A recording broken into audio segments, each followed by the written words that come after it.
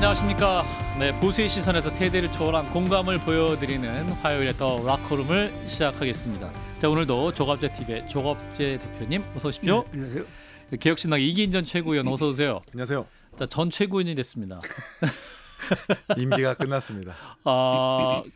이번에는 전당대회 출마 안 하셨습니다. 예, 지난번에 대표 출마했다가 떨어지고 나서 또 나가봐야 또 떨어질 것 같아가지고 자신감이 한껏 떨어진 상태라. 아, 그렇습니까? 예. 알겠습니다. 그렇습니다. 자, 이제 특검 수사 상황부터 짚어보면 좋을 것 같은데 이기인 전 최고 좀 마음이 좀 불편하실 것 같아요. 이제 김건희 특검에서 이준석 대표의 자택과 의원회관 사무실을 압수수색했습니다. 이게 전당대 그 다음 날이었어요. 자, 이준석 대표 입장부터 듣고 옵니다. 네. 아무래도 뭐 저희 입장에서는 굉장히 시기가 공교롭다. 네, 이렇게 전당대회 끝나고 나가지고 오늘 이제 보통 당 지도부의 새로운 운영 계획이나 이런 것들을 얘기하고 언론도 그런데 관심이 있어야 될 상황인데 이걸 압수수색을 뭐 이게 제가 봤을 때는 제가 뭐 현행범도 아니고 그런 상황에서 이렇게 뭐 급작스럽게 진행할 필요가 있느냐. 오해 살 일을 안 했으면 좋겠어 특검이 뭐 그런 생각을 합니다. 예, 자, 윤상현 의원을 소환 조사한 다음날 압수수색한 것이고 특검에서는 이제 2022년 재보궐선거 관련한 피의자 신분이다 이렇게 밝히긴 했습니다. 자, 일단 이건 조갑재 대표님부터 어떻게 보시는지? 이 압수수색을 해서 이 3대 특검이 갑자기 정치적 특검이다 하는 그런 인상이 확산되는 것 같아요. 아, 그런가요? 그 형식 논리인데 이게 과연 압수수색거리냐 그리고 참고인이 아니라 2022년 그 건은 피의자로 적시를 했다고요. 예, 맞습니다. 예, 그러는 적시 또 정청래, 박찬대 이런 분은 몇 걸음 앞서가지고 구속 동의안이 국회로 오면은 즉각 동의할 것이다. 동의하겠다. 이래 돼 보니까 이게 특검이 가장 피해야 될 게 정치적 성격을 띠는 거거든요. 그런데 이번 특검은 과거의 어떤 특검과 다른 게 지금 현재 여당이 추진한 특검 아닙니까? 그럼 누가 봐도 정치적 성향이 있다고 보여지는데 그러면 더 조심을 해야 되는데 그런 점에서 지금 이준석 개혁신당 대표 그것도 대표의 자택 사무실까지 그리고 휴대전화도 가져갔다고 한다고 말입니다. 그런 점에 비해서는 확정적으로 뭐가 지금 범법행위냐 하는 데 대한 설명은 굉장히 저는 부족하다고 봅니다. 그러니까 단순 논리로 당 대표는 당연히 당 공천에 관여하고 관심을 기울이고 의견 표명을 해야 되는 거 아닙니까? 대통령은 하면 안 되죠. 그렇죠. 법으로 금지되어 있으니까. 그 행위의 범위 안에서 지금 일어난 걸 가지고 이렇게 상당히 좀 난폭한 수사를 한다? 이래 돼버린 거죠. 그리고 개혁신당이 정당이고 그리고 지난 대선에서 8.3% 지지를 받은 정치인에 대한 주요 정치인이지. 주요 정치인에 대한 무리한 수사다. 한 점에서 우려했던 대로 이게 특검의 정치화가 본격적으로 이제 자신들에 의해서 이루어지고 있다. 이렇게 저는 생각합니다. 네, 이기 전 최고. 좀 제가 드리고 싶은 말씀을 조 대표님이 해주셔가지고 뭐 많이 좀 중첩되는 부분이 있는데요. 하라는 수사는 안 하고 소설을 쓰고 있다는 생각이 먼저 들더라고요. 소설이요? 예, 그러니까 황당무계한 소설을 좀 쓰고 있다고 생각하는 게 전 두 가지 측면인데요. 하나는 방금 말씀하신 것처럼 당 대표가 공천 개입했다는 말 자체가 성립이 안 되는 겁니다. 원래 당 대표는 공천을 총괄하고 또 부당한 문제에 있어서는 개입하고 또 지휘하는 역할을 하라고 당 대표가 있는 건데. 당대표가 공천 개입했다라는 게 문제가 있다라고 하는 것은 농부가 농사에 개입했다라는 말과 똑같다. 아니면 언론사의 편집국장이 편집에 개입했다라는 말과 똑같기 때문에 이거는 특검이 공천에 대한 구조나 논리를 잘 모르고 이렇게 지금 논리를 좀 펼쳐 나가고 있는 게 아닌가라는 생각이 들고요. 두 번째는 제가 올해 들어서 가장 웃겼던 말, 윤석열 김건희 대통령 부부와 이준석 대표가 공모했다라는 그건 정말 동의를 할 수가 없었어요. 지난 3년 동안 모든 국민들이 윤석열 김건희 부부와 이준석 대표가 어떤 관계인지 보셨을 겁니다. 당선된 직후부터 윤핵관과 윤석열 대통령 부부와 항상 나를 세웠었던 게 이준석 대표였었고 특히나 2022년 이번에 피의자 적시됐었던 재보궐선거와 지방선거관리 공천관리위원회에 대해서도 당시에 이준석 대표가 공천관리위원 중에 김행위원 이거 김건희 여사가 추천한 거 아니냐라고 하면서 정진석 비서실장과 아주 날선 이 설전을 벌였었던 시절이 있었거든요. 예. 그런 사람이 윤석열 김건희 여사 부부가 뭐가 예쁘다고 공모를 해서 김영선 의원에게 공천을 주려고 무리를 했을까라는 생각이 전 듭니다. 그래서 이런 것들을 종합해 봤을 때 특검이 다소 좀 정치적으로 흐르고 있는 것이 아니라는 의문을 품기 충분하고요. 그리고 지금 세상 사람들이 저는 좀 오해하고 있다고 보는 게 공천 문제에 있어서는 이준석 대표 되게 매정한 사람이거든요. 특히 본인과 함께 했었던 김철근 총장도 이번에 컷오프 시키고 저도 멀쩡한 도의원직 사퇴하고 개혁신당 왔지만 비례 당선권 밖에 있는 순번을 주기도 했었었고 그리고 심지어 노원구 상계동을 지역구로 뒀었을 때 본인과 함께 했었던 시구 의원들 한 대여섯 명 있거든요. 이분들 전부 다 경선시켰습니다. 본인을 도와줬던 사무국장도 그 중대선거구제에서 2명을 추천할 수 있는데 가번이 아니라 당선 가능성이 낮은 나번을 줬던 사람이고요. 그런 사람한테 윤석열 부부와 함께 공모해가지고 무리하게 김영선에 대해서 공천을 줬다라고 하는 것은 이번 특검이 얼마나 공정하지 않게 정치적으로 흐르느냐를 단순하게 보여줄 수 있는 증거라고 생각합니다.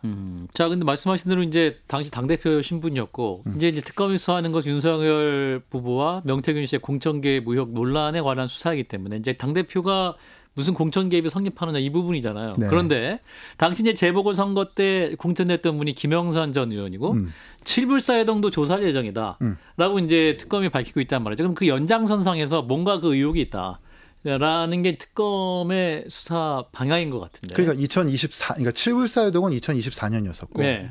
이 피의자 적시된 건 2022년이라서 이 시점을 혼재해가지고 지금 각종 민주당과 민주당 패널들이 공격을 하고 있는 것 같은데 이건 명확하게 구분돼야 된다는 말씀을 드리고 싶고 칠불사 회동은 뭐 나무 심는 것 때문에 논란이 됐었던 거지 그때 이준석 대표가 명확하게 밝혔습니다.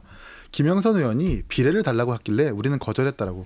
거기서 사실 끝난 문제라서 거기에서 뭔가 더 나올 거라는. 아니요. 그러니까 2020년 재보궐선거에 김영선 의원이 그 공천됐던 거잖아요. 네. 그러니까 2024년도 같이 연결되는 흐름이 있는 것이 아니냐. 네, 그거 이제 특검 모르겠습니다. 그 흐름이 누가 제기했는지 모르겠지만 그 흐름은 없다. 왜냐하면 개혁신당의 입장이어서 2024년이었었고 2022년은 국힘이었기 때문에 그 흐름을 연결해도 좀 무리가 있다고 보고요.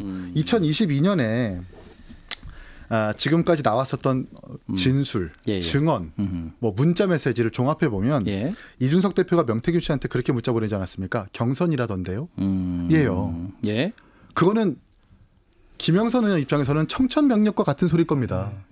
단수 공천이 아니라 그때 당시에 국민의힘의 공천 기조로 가는 게 경선이었는데 그 말을 옮긴 것은 그냥 국민의힘이 기조를 그대로 전달한 것뿐이거든요. 그걸 가지고 그 안에서 혹은 물밑에서 윤석열 대통령과 명태균 씨가 윤상현 의원과 어떻게 작당 모의를 해가지고 만들었는지 모르겠지만 당 대표인 이준석 대표 입장에서는 공천관리위원회에서 협의한 것을 들고 회부하면 땅땅땅 도장 찍는 일이기 때문에 이게 자의적으로 개입했다거나 하는 증거가 좀 없지 않습니까? 이걸 가지고 이준석 대표한테 공범이라고 하는 것은 좀 무리가 있다고 말씀드리고 싶어요. 예. 네. 자, 조 대표님. 저는 좀 크게 보면은 이재명 대통령이 당선된 이유 중에 아주 큰 게 윤석열 정권은 검찰 정권이었다. 이런 프레임으로 당선이 됐는데 지금 특검 수사를 이렇게 무리하게 하는 걸 보니까 역시 검찰이 정치에 봉사를 하는구나 하는 인상을 줘버렸고 그렇게 된 이유가 이게 검찰 수사 대상이 아니라고 보이는 걸 가지고 수사를 하는 것 같다 이거예요.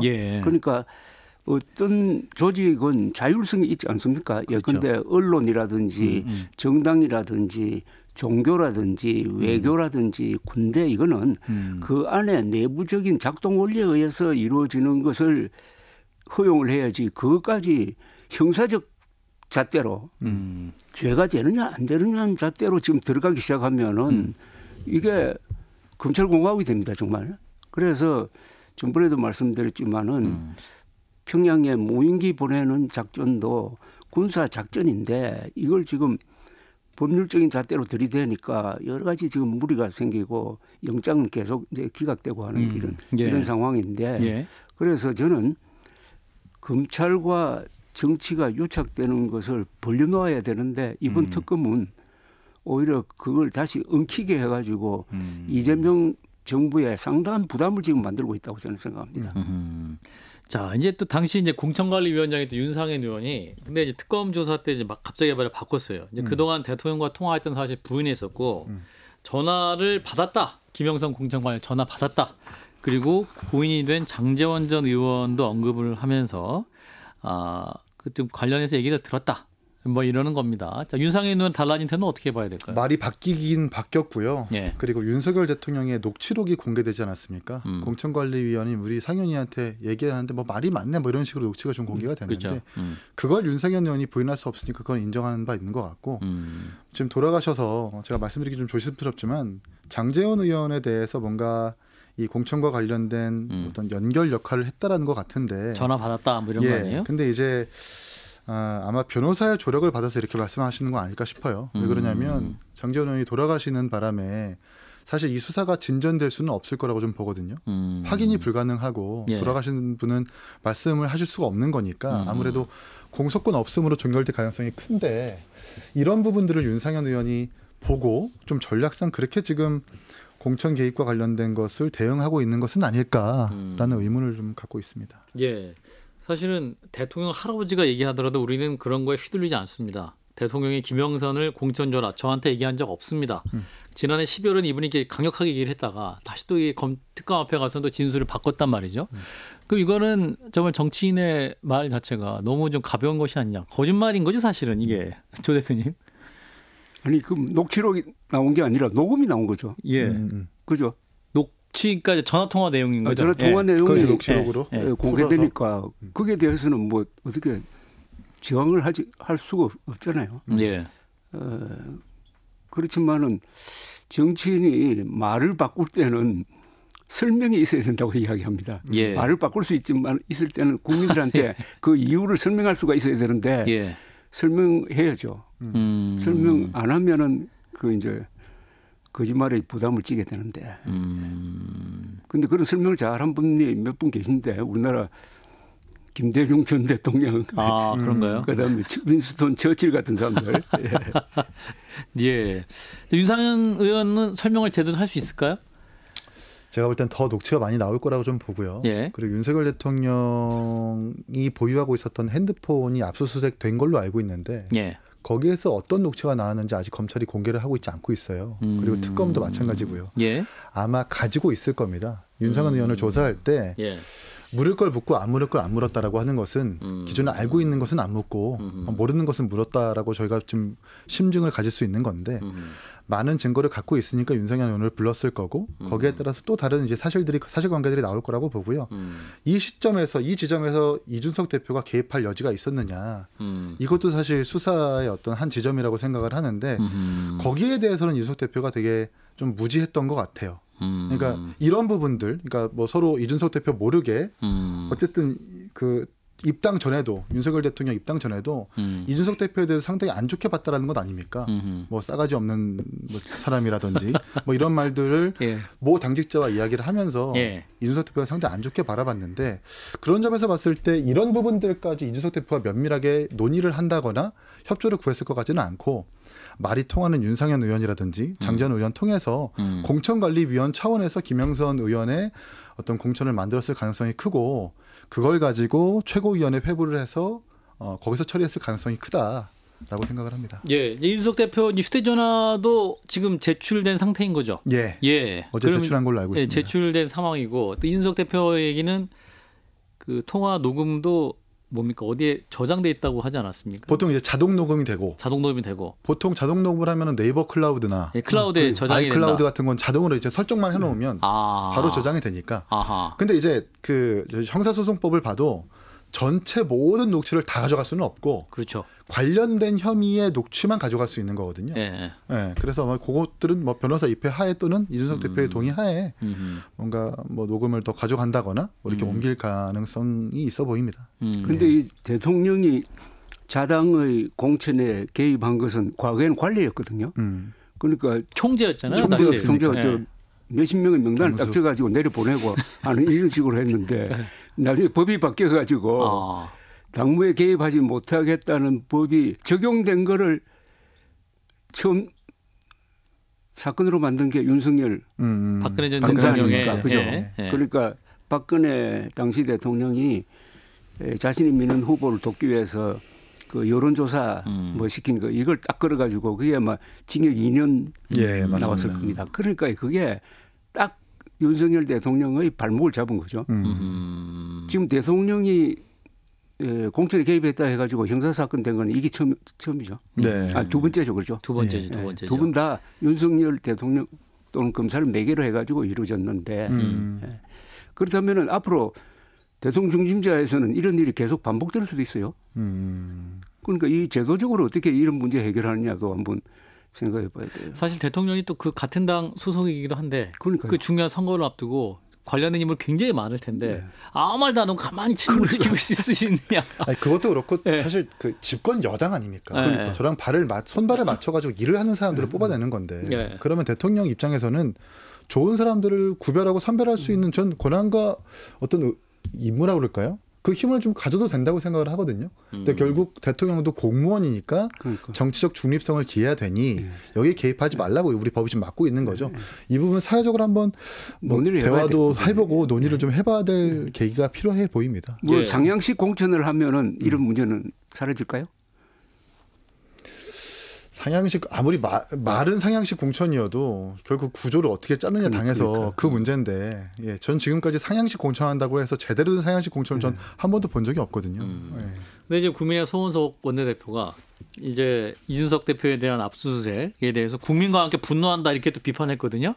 그럼 그냥 같이 비판해 주는 거라 공감하시면 되는데 우리 또 천하람 원내대표가 국민의힘은 관심을 꺼주세요.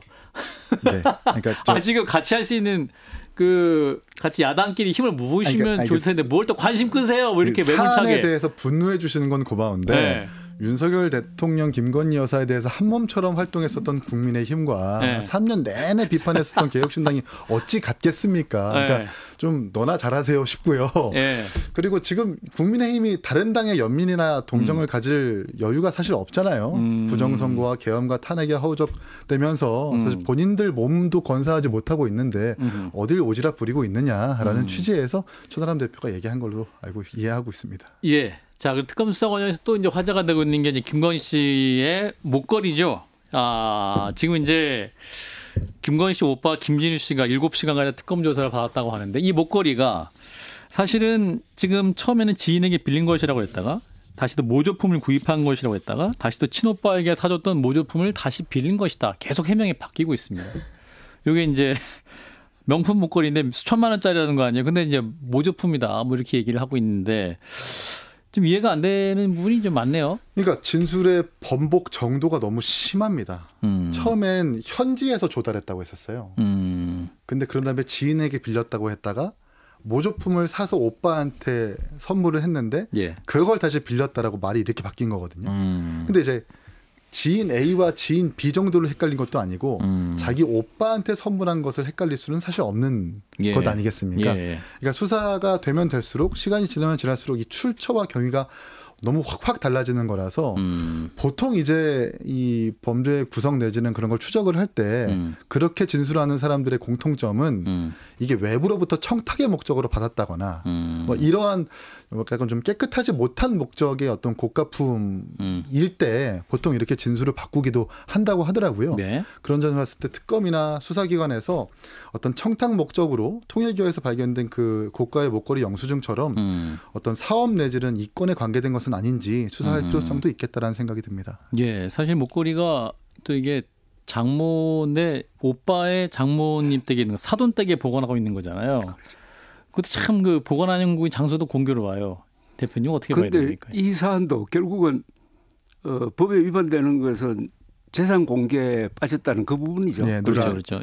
그 아주 작은 부분입니다, 그죠? 그런데 액수를 가지고 모조품으로 하면 한 500만 원 이하 되면 뭐 안 해도 되는 신고 대상이 아니다, 뭐 이런 얘기죠. 지금 걸려 있는 사안이 아주 작아요. 그런데 흥미를 유발하는 것은 대통령 부인이 일종의 짝퉁을 장사해서 되느냐 안 되느냐 하는 여기인데 저는 그 김건희 씨 이야기 들어보면은 그런데 뭐 낭비할 필요가 있느냐 빌리든지 아니면 짝퉁 뭐 그런 마음도 있었지 않을까 하는 생각이 들어요. 그러니까 그런데 이 짝퉁을 착용했을 때 심리적 변화가 있답니다. 그러니까 아주 흥미로운 조사가 있었는데요. 진품만 짝품을 샀을 때 그러니까 이런 어떤 마음이 드나요?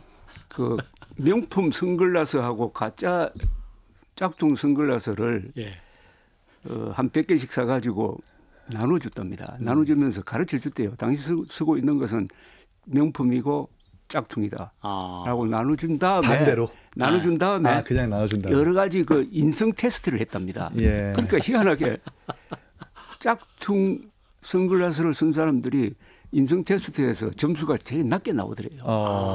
그게 아주 신비하다고 그래요. 그래서 짝퉁을 쓰면은 나도 짝퉁이다 하는 이런 자기 비하를 하는 거 아니냐 하는 생각이 드는데 저는 아주 고가 이 목걸이를 차면은 장점이 하나 있을 것 같아요. 그러면 찬 사람이 자신감이 생기잖아요. 그래서 사는 거군요. 자신감도 생기고 뭔가 의젓하게 보이잖아요. 그러면 행동도 의젓해질 것 아닙니까? 그런데 짝퉁을 하면은 자기가 아니까 좀 쪼그라들고. 그래서 영부인 정도 되면 짝퉁을 해서는 안 되겠다는 그런 교훈을 하나 남기고 있는 거 아니냐는 생각이 드네요. 썸네일 나왔네요. 그때 조갑자 대표님 그때 명품에도 일각이 있으실 줄은. 자, 이긴천 최고는 어떻게 보세요? 명품. 이거 참 논란. 근데 김건희 여사가 워낙 명품을 좋아하는 것 같고 또 이것뿐 아니라 그 아크로비스타 댁에 샤넬 신발이 260 사이즈가 12켤레가 나왔다는 건 아니에요. 근데 그게 진품인지 가품인지 아직 구분이 안 됐습니다. 그래요? 그러니까 모르겠어요. 중고 거래를 잘 하시는 분인지는 모르겠습니다만 명품을 그렇게 모으는 취미가 있는 것 같고 260.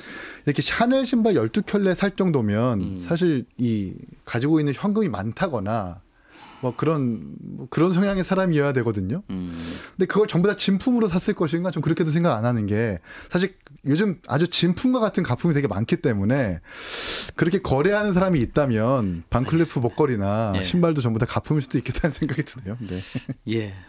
여기도 그렇게 또 핵심은 아니어가지고 여기까지 하도록 하겠습니다. 자, 이어서 이제 국민의힘 얘기로 넘어가 보겠습니다. 8월 22일 이제 전당대회가 열리죠. 이제 한 20여일 남았는데 30일, 31일이 후보자 등록일입니다. 이제 내일과 내일 모레인데 근데 서로 사퇴하라 하고 후보자들끼리 신경전이 이제 벌어지고 있습니다. 관련 영상을 보고 이어갑니다.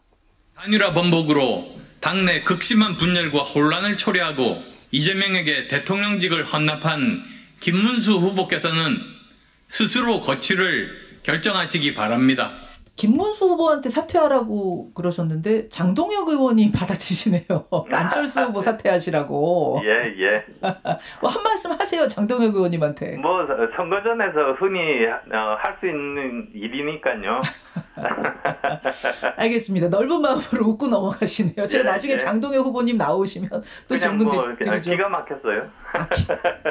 기가 막혀서요? 그 요구가? 네. 자, 안철수 국민의힘 의원 이제 당대표 후보에 출마를 하셨고 사실은 이제 이 말씀 듣고 좀 약간 생경했던 게 이제 안철수 의원이 한동훈 전 대표랑 김문수 후보도 나와라. 원래 초반에는 이렇게 말씀하셨거든요. 나와서 같이 경쟁하자 이렇게 말씀할 때 이번에 또 사퇴하라고 말씀하셔가지고 근데 또 이제 장동혁 의원이 안철수 의원에 사퇴해야 된다 서로 이렇게 설전하고 있습니다. 조 대표님. 그런데 안철수 의원의 말은 논리로서는 승립은 되죠. 그러니까 이번에 당무 감사를 해보니까 김문수 전 후보 측도 문제가 있었다. 그러니까 한덕수 교체론. 당신은 권한대행 아닙니까? 그죠? 단일화 하겠다는 이야기를 여러 번 했고 그걸 믿고 후보로 뽑아주었는데 막상 안 하더라. 그 책임도 인정해야 한다고 했잖아요. 그 부분을 걸고 이제 사퇴하라고 한 건데 당무감사 결과를 그것 보고 말고도 말 바꾸기 몇 분 있었죠. 5월 3일이죠. 그때 뽑혔을 때 수락연설에서 사전 투표를 폐지하겠습니다라고 했습니다. 그러다가 나중에 사전 투표 임박하니까 저는 설명도 없이 사전 투표 하자고 하더라고. 그러니까 이분이 부정선거를 믿는 분인데 뭐 그런 분까지 포함하면은 지금까지는 한덕수 또는 권성동, 권영세 세 사람을 많이 몰아붙였는데 사실의 전모를 보면은 이번에 안철수 의원의 문제 제기는 타당성이 있다고 저는 생각을 합니다. 그렇군요. 김문수 후보 사퇴론 타당성 일리 있다. 이긴 최고는? 전 다 사퇴했으면 좋겠습니다.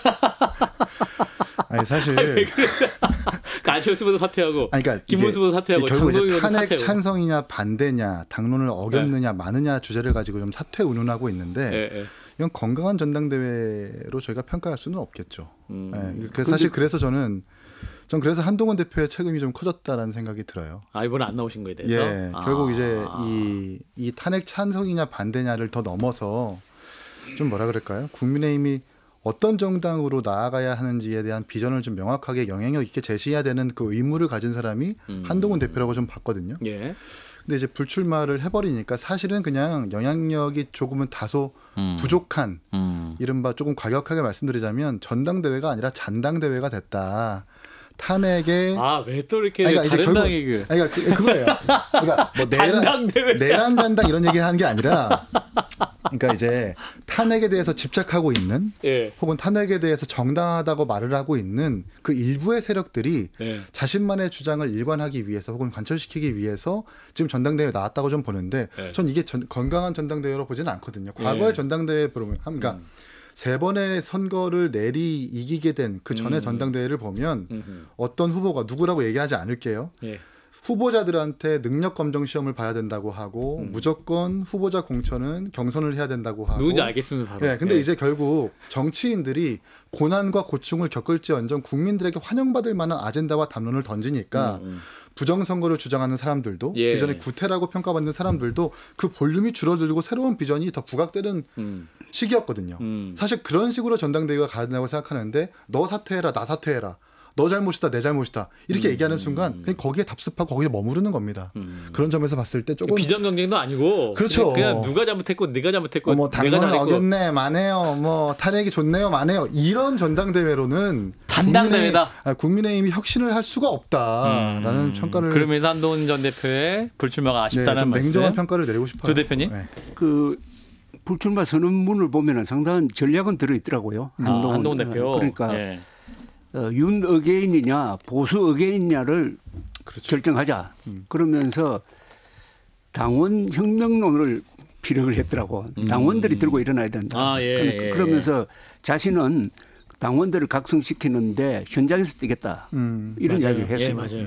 나는 그대로 하면은 당원 혁명이 일어날지도 모르겠다는 생각이 들어요.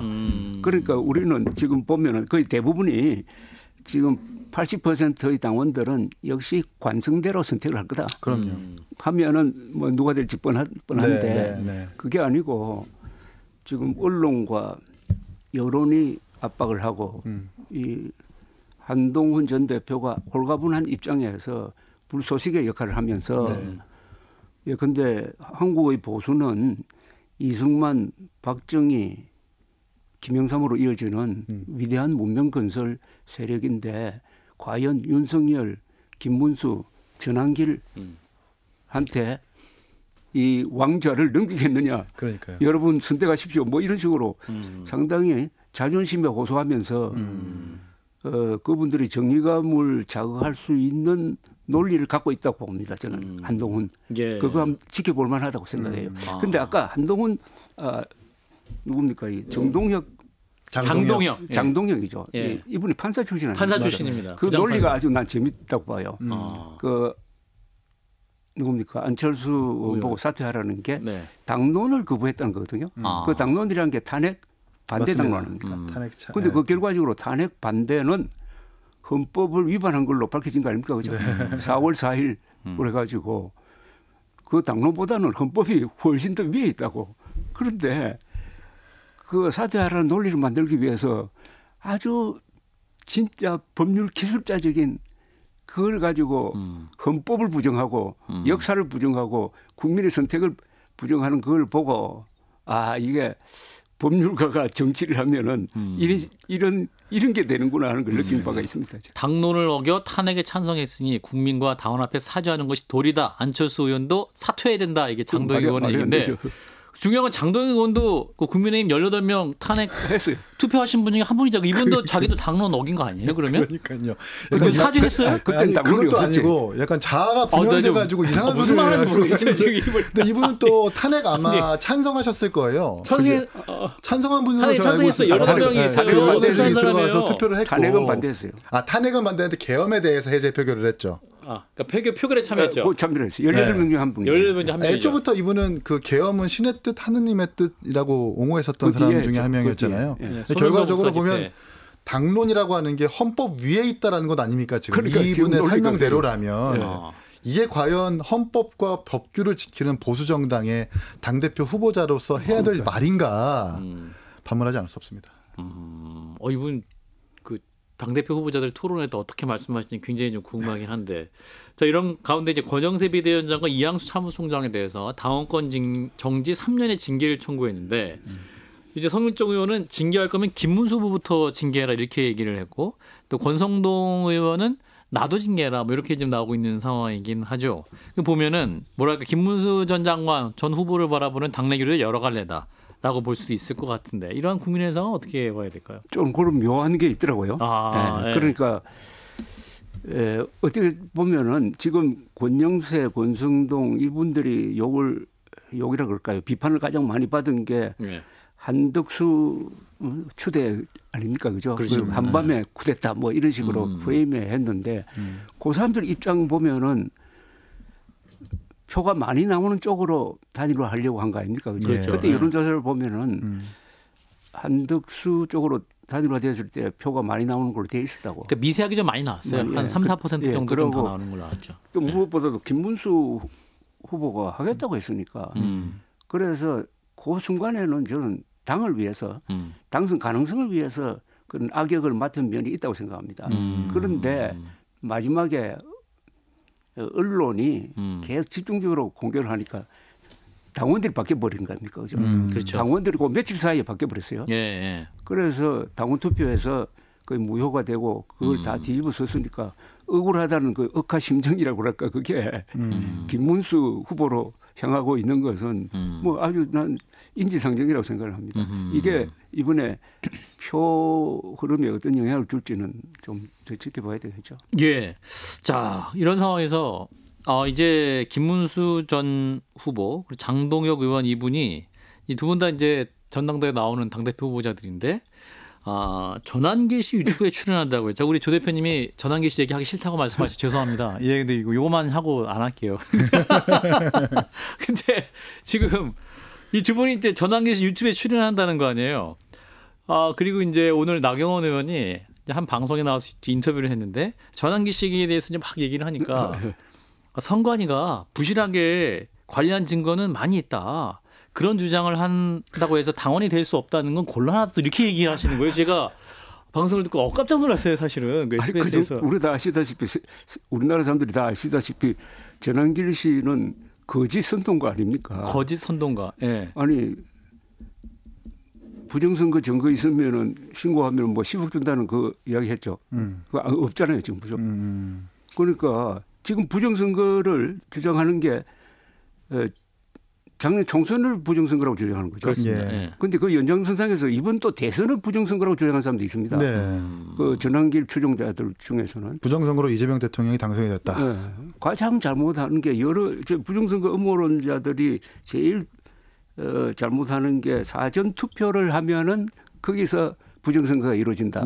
그렇게 이야기하고, 사전 투표의 득표율이 본 투표하고 다른 게 이게 부정선거의 증거다라는, 이건 수학 법칙도 맞지 않는 주장을 하는데, 거의 대부분이 전자투개표로 지금 오해를 하고 있잖아요, 그죠? 그러니까 해킹을 통해서 숫자를 바꿀 수 있다라고 생각하는데, 그걸 믿는 전환길이라는 분이 최근까지도 한국은 대만식으로 수개표를 해야 된다라고 하는데, 한국식 수개표가 세계에서 최고인데 수개표 하고 있습니다. 아니, 이런 주장을 하는 사람을 좀 타의를 생각은 안 하고 그런 사람을 높여가지고 그 좋은 학교 나오고 다선 응원한 사람들이 그 앞에 가서 줄 서고 경청하는 자세를 취하면은 그 보수는 뭐가 되는 겁니까, 이거? 보수는 보수는 보스가 되겠죠. 보수는 보스. 예, 이제 저는 이게 자존심의 문제라고 생각해요. 자존심의 문제다. 이분이 아마 이제 본인이 전환길 TV에 한 10만 명, 내 뒤에 10만 명이 있다. 이게 어떤 인원동원에 대한 그 환상. 사실은 이제 이단 종교와 손을 잡는 것도 이게 인원동원에 대한 당원들 거기에 대해 좀 유혹을 못 뿌리쳐서 이제 이분들이 이러시는 것 같은 생각이. 근데 허풍이고요. 네. 과거에도 강용석 그 유튜버가 100만 구독자와 함께 입당을 해서 영향력을 행사하겠다라고 막 협박하는 식으로 언론 플레이까지 했었었는데 영향력 없었었거든요. 이분 그냥 소위 말하는 뻥쟁이예요. 뻥쟁이. 뻥을 좀 심하게 치는 사람이고. 전환기 씨의 뻥쟁이? 예. 전환기 씨는 뻥쟁이다. 저는 한편으로는 김문수 장동혁 후보가 전환길 유튜버 나가서 출연하는 거나 뭐 김영훈 노동부 장관 지명자가 김어준 유튜버 나가서 하는 거나 좀 똑같다고 생각을 해요. 두 유튜버 모두 다 음모론의 어떤 진원지이기도 하고 두 유튜브 모두 다 부정선거를 한때 주장했었던 사람들이기 때문에 결코 우리 국가와 사회의 건강한 것들은 아니라고 생각을 합니다. 다만 이 사람들을 이 당에서 어떻게 대하느냐가 문제인데 너무 지금 전환기 씨를 뭔가 영웅시하는 사람들이 또 있고 너무 좀 강력하게 반발하다 보니까 이 사람을 자꾸 띄워주는 맛이 있는 것 같아요. 네, 자꾸 이 사람이 어떤 영향력이라고 할까요? 볼륨을 좀 키워주는 듯한. 때리면 때릴수록 커집니까? 그럼요. 저희도 다루면 다루지 말까요? 안 다뤘으면 좋겠어요. 사실 이제 어느 정도냐면 조중동 유튜버까지 나가가지고 뭐 부정선거에 대해서 설파를 하고 있는 상황이라서 적어도 저희 같은 경우에는 부정선거가 없다라는 걸 모두 다 공통적으로 알고 있고 거기에 대해서 이렇게 심도 있게 다루진 않지 않습니까?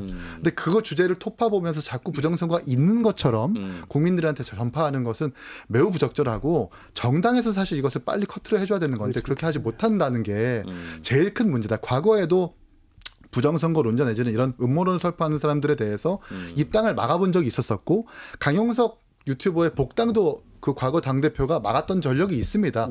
의지가 있으면 하는 건데 지금 의지가 없다고 좀 봐요. 그러니까 지금 특검이 제일 잘못하고 있는 게 내란 특검은 부정선거 음모론을 수사를 해야 된다니까요.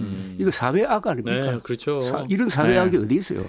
코로나보다 더한 정신적 바이러스인데. 그러니까요. 그런 부분을 또 특검이 제대로 다뤄주면 좋겠다라는 말씀까지 듣고요.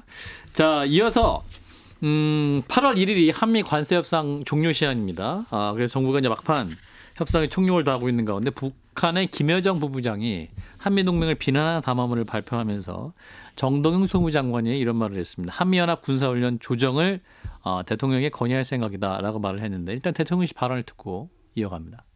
정동영 통일부 장관에게는 김여정 북한 노동부 부부장의 담화문에 대한 의견을 물으면서 평화적인 분위기 안에서 남북한의 신뢰 회복이 중요하다고 강조했습니다.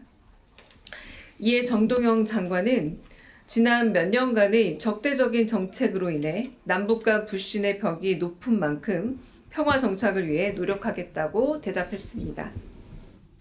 예, 자, 한미연합훈련 사실은 북한이 가장 또 신경 쓰는 부분이기도 합니다. 한미연합훈련이 되게 대규모이기도 하고 북한이 안보적으로 좀 되게 큰 위협으로 느끼면서 또 본인들에게도 굉장히 신경을 쓰는 문제이기도 한데 이 부분은 이제 정동영 장관 언급을 했는데 조 대표님 어떻게 들으셨습니까? 예, 한미 훈련을 중단시키라는 이야기가 극적으로 나온 게 2018년 6월 싱가포르에서 김정은을 만나고 나온 트럼프 대통령이 국방장관이나 이런 사람들하고 상의하지도 않고 바로 기자회견에서 그게 드는 돈 아깝다. 돈을 주로 따졌어요. 예, 맞습니다. 그래서 훈련 안 한다고 하니까 다 의리둥절을 하고 그것을 복구하는데 한국과 미국의 그 군사 당부자들이 얼마나 고생했는지 모릅니다.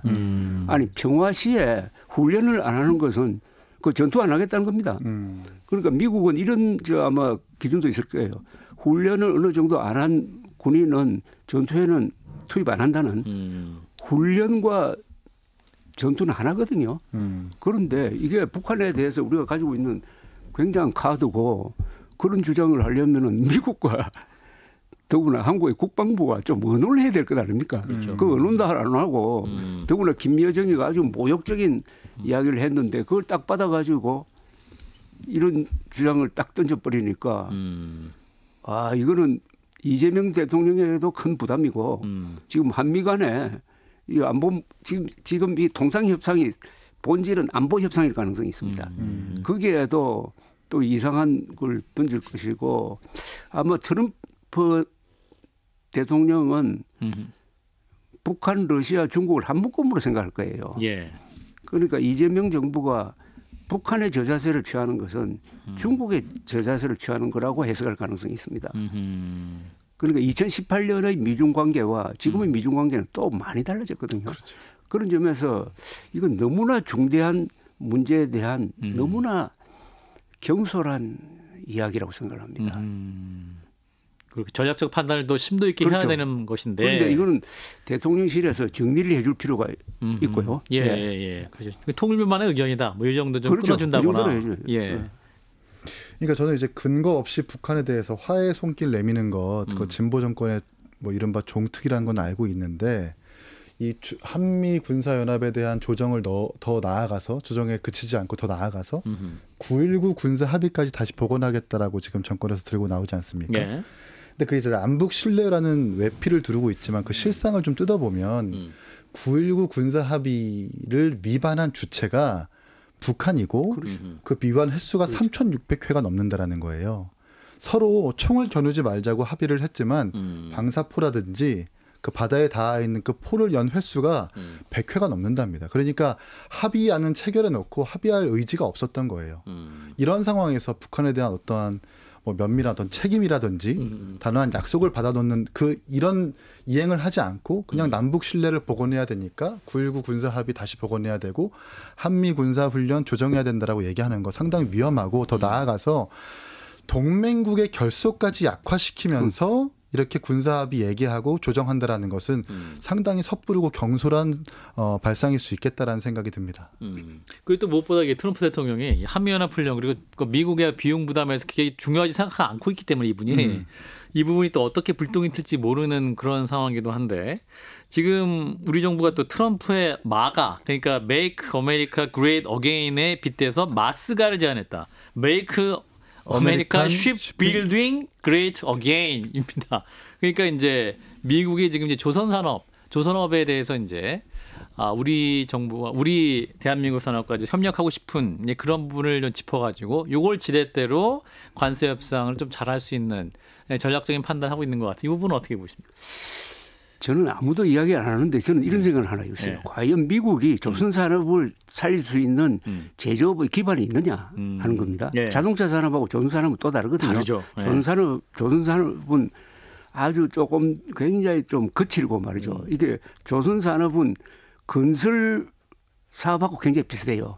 그 속성이. 그래서 정주영 현대건설 회장이 조선업에 뛰어들면서 그 공통성을 가지고 아주 위대한 회사를 만들었는데 그런 점에서 우리가 생각하는 조선, 미국이 바라보는 조선이 과연 그렇게 큰 카드일까 하는 그런 생각이 좀 하나 들고 그다음에 요새 무슨 뭡니까 그 노란봉투법인가 그게 제일 큰 타격을 주는 게 조선산업이거든요. 조선산업은 그 부품 회사가 많습니다. 하청 회사. 이 하청 회사를 일일이 원청 회사가 관리를 해주고 거기서 뭐 사고 나면 배상해주고 뭐 이렇게 되니까 과연 이런 짐을 지고 우리 조선업이 우리 노조로부터 압박을 받고 트럼프로부터 압박을 받고 해가지고 그러면 뭡니까 이거 너무 좀 조선 산업에 많은 부담을 주는 거 아닙니까? 사실은 이제 조선 산업 자체에 대해서 미국에는 이제 이렇게 선박을 건조할 도크가 없다는 거잖아요. 그러니까 이제 우리나라는 이제 그런 도크 안에서 배를 만들 수 있는 기술이 있기 때문에 이제 중국과 우리나라가 있는데 중국에게 이제 어떤 미국의 구축함 만드는 걸 요구할 수 없기 때문에 우리랑 이제 하려고 하는 건데 이긴전 최고는. 근데 해봐야 미국에 줄 수 있는 유인 그 금액적 유익이라고 하는 것이 수십 조밖에 안 된다라는 거잖아요. 이 마스가라는 프로젝트를 통해서. 근데 이번에 협상을 타결한 일본에서 협상 그 안을 보면 차 시장 개방하고 쌀 시장 개방하고 5,500억 달러인가요? 759조 원의 이 투자를 하겠다. 그중에서 나오는 수익의 90%는 미국이 가져가겠다라고 협상안을 타결을 했는데도 10%만 깎아서 15% 협상이 된 거거든요. 예. 근데 과연 조선업 우리가 이렇게 한다고 해서 준다고 해서 수십조만 아마 줄 텐데 미국에 도움이 될 텐데 예. 협상을 해줄 것인가? 저는 그렇게 보지 않고요. 차라리 그냥 관세 높여가지고 그만큼의 세수입을 더 걷어들이겠다라고 사업가 출신인 트럼프 대통령이 생각할 가능성이 매우 높다라고 생각을 하고요. 이곳 CBS 우리 박지용 앵커님과 함께 이재명 대통령 인터뷰 하셨잖아요. 네.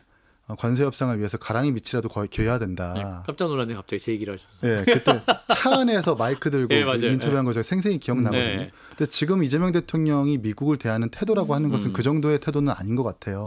나토 정상회담도 불참해버리고 계속해서 퇴짜 맞고 있는 상황에서 예. 빨리 정상회담 만나가지고 안면부터 트는 것이 가장 먼저일 것 같고 한미 정상회담 빨리 해라. 네, 정부 관료 이렇게 보내봐야 사실 그냥 허물만 켤 수 있다는 생각이 들고 마스가 해봐야 자스가 하면서 퇴짜 맞을 확률이 좀 높다는 생각이 듭니다. 근데 그 이준석 의원이 한미 의원 연맹 일원으로 저 미국 갔다 왔잖아요. 네. 미국 갔다 오면서 페이스북에 쓴 글 보니까 여러 이야기를 들었는데 키워드는 역시 중국이더라. 네. 이런 이야기를 했어요. 그러니까 중국을 어떻게 대하느냐, 한국이 중국을 어떻게 대하느냐에 따라서 이 관세 협상에도 상당한 영향을 미친다. 뭐 그런 뜻으로 저는 해석을 했는데. 최근에 비자 발급받을 때 우리 국민들이 네. 미국 가려고 할 때 면접관들한테 뭘 요구받냐면 SNS를 전체 공개하라고 요구받는데요. SNS에 미국의 국익에 반하는 게시물들이 있는지를 검증한답니다. 예. 하물며 우리 국민들한테도 그렇게 검증당하는데 대통령과 총기 장관지명자들의 SNS를 미국이 안 봤을까요? 제가 봤을 땐 관세 협상 안 나오고 자꾸 이렇게 퇴짜 맞고 빙빙 돌리는 것은 다 그럴 만한 이유가 있는 것이다. 지금까지 민주당에서 사실상 반미주의자들을 강요해 임명시키고 거의 뭐 사드 배치하는 미국을 향해서 구한말에 일본 같다라고 했었던 이재명 대통령을 향해서 일부러 좀 피하는 듯한 느낌이 좀 든다. 그 결과가 지금까지 관세 협상이 안 되는 결과로 이어지는 것은 아닌가라는 생각도 듭니다. 그런데 그와 관련해서 또 하나 한국과 미국의 부정선거 음모론자들이 이게 서로 교류가 있거든요. 이런 걸 통해 가지고 트럼프 대통령 귀에 한국이 부정선거 하는 나라다. 윤석열식의 부정선거 음모론이 들어가면서 이재명 정부는 굉장히 반중국적이다. 부정선거의 뒤 배경은 중국이었다. 이런 이야기가 들어간 거 아니냐 하는 생각이 들 정도로 요새 그 비슷한 이야기가 나오잖아요. 그리고 오늘 조선일보 보면은 뭐 과거 트럼프의 측근이었던 사람이 윤석열 대통령이 지금 재판 수사 과정에서 좀 부당한 대우를 받고 있다는 이야기가 있다든지 하는 이런 이야기를 공개적으로 하고 있더라고. 예. 뭐 이번에 뭐 의원들 만나서 그분이 뭐 발언을 했다는 얘기도 있긴 한데. 그러니까 부정선거 음모론자들이 끼어가지고 한미 간을 이간질시킬 수도 있다 이겁니다. 그런 부분을 또 제대로 우리 정부가 정신을 똑바로 차리고 대응을 좀 해야 될 부분이 있어 보이긴 합니다. 자, 일단 오늘은 두 분 말씀 여기까지 듣도록 하겠습니다. 네, 여러분 고맙습니다. 감사합니다.